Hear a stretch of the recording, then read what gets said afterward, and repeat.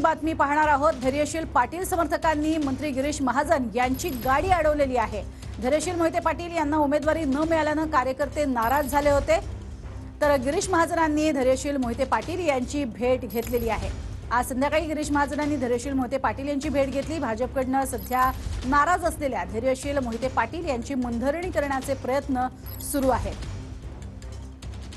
यापूर्वीच खरं तर गिरीश महाजनांनी वक्तव्य केलेलं होतं, नाराजी दूर केली जाईल असं।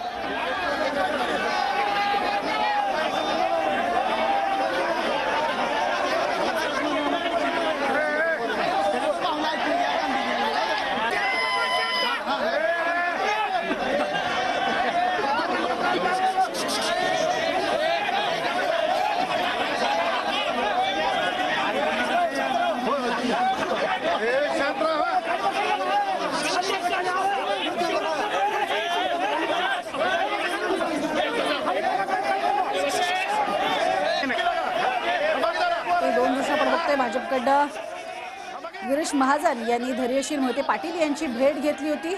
मोहिते पाटील यांची मनधरणी करण्याचा प्रयत्न हा एकीकडे गिरीश महाजन यांच्या वतीने सुरू आहे, तर दुसरीकडे महाजनांच्या गाडीसमोर सगळे कार्यकर्ते जमले होते।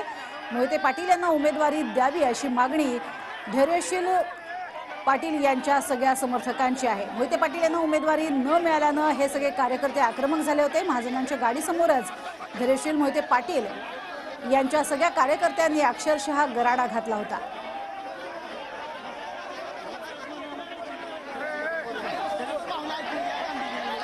पक्ष मोठा झाला की आता मी 35-40 वर्षाला मी निवडून येतोय पक्षामध्ये, पण पूर्वी फार असं नव्हतं। पण आता पक्ष मोठा झाला की कलही होतात, हे खरं आहे। म्हणजे कल म्हटल्यापेक्षा मतांतर होतात।